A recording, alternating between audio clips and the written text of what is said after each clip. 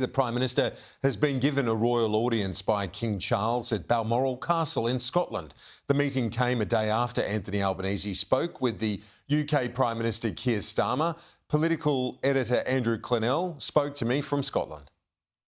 Kieran, here I am outside Balmoral Castle, where Anthony Albanese has driven for miles through the rolling green hills of Scotland for an audience with the King. I spoke to the Prime Minister a short time ago after what has been a very busy trip so far. Prime Minister, thanks so much for your time. Good to be with you, Andrew. How is the King and how does he react to you being a Republican? His Majesty was delightful, as he always is. He's warm and engaging.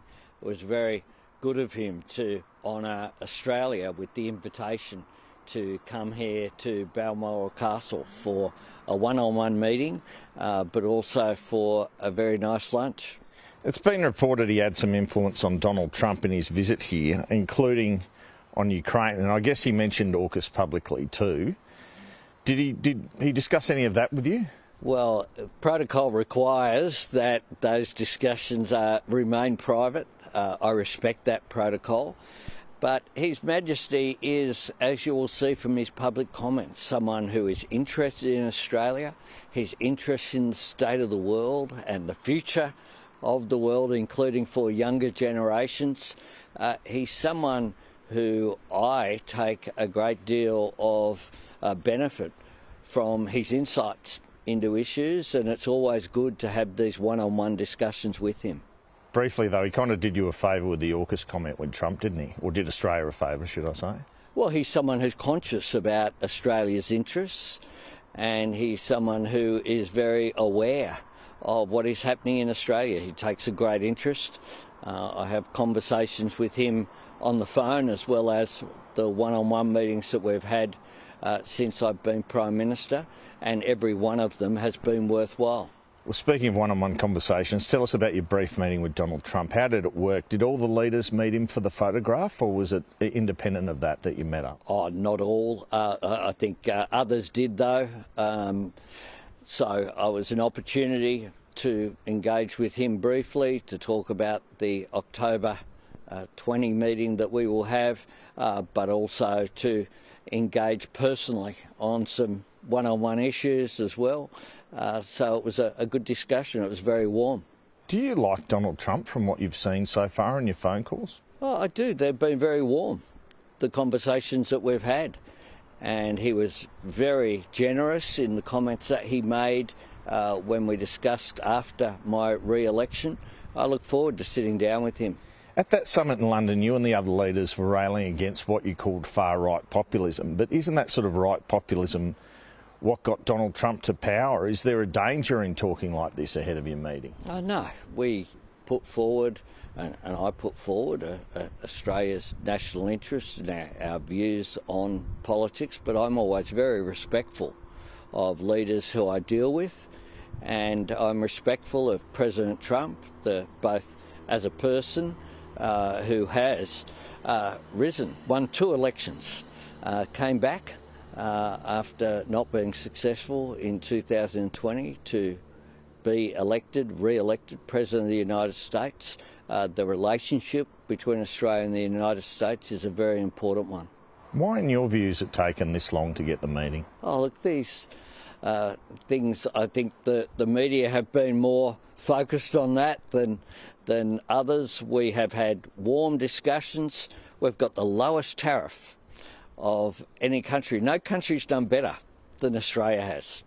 And so we've been engaged, and not surprisingly, of course, the President, because of what was happening in Iran at that time, left the G7 when a meeting was scheduled. That was perfectly understandable.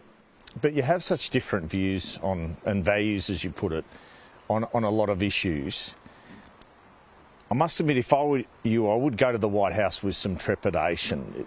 Do you hold any fears in terms of this meeting? No, not at all.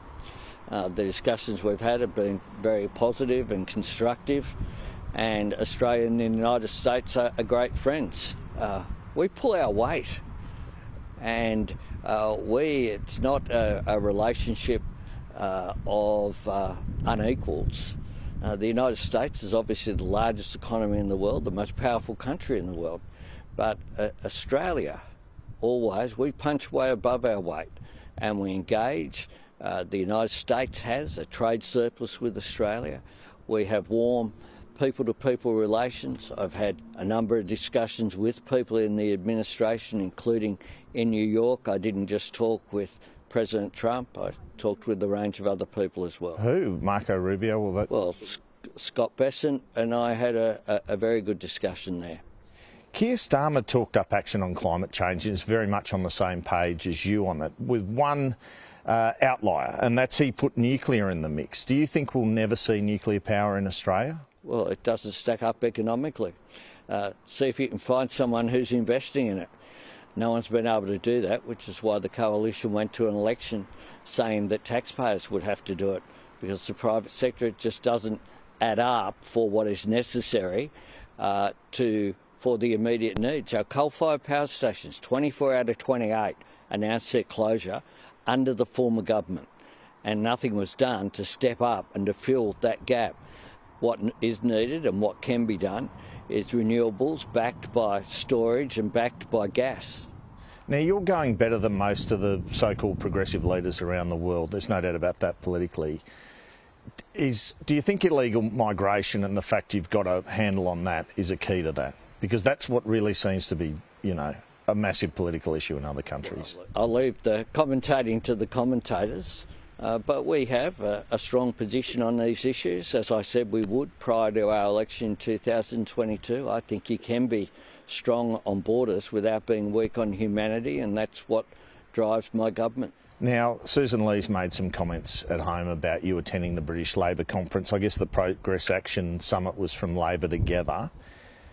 Can you understand if some Australians view the amount of travel you've ended up doing this year as excessive, or what do you make of those comments she's made about them being basically political events? Well, I think that says more. She can explain her own position.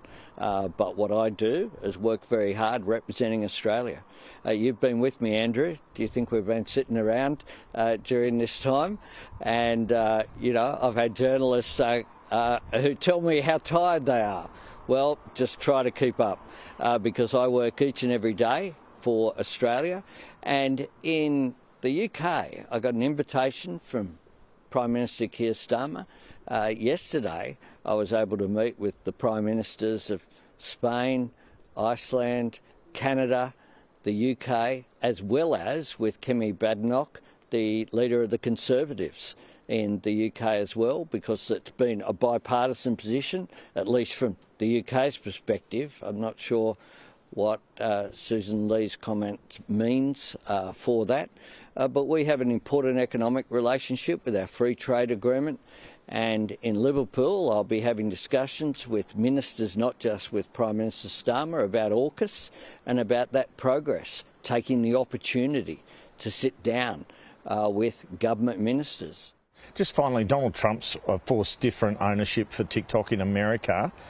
Is that something you've at all looked at or considered, or could be something that you consider down the track? We haven't given consideration to that. What we have done is take the security advice, which is that TikTok isn't on government phones. Prime Minister, thanks so much for your time. Thanks very much, Andrew.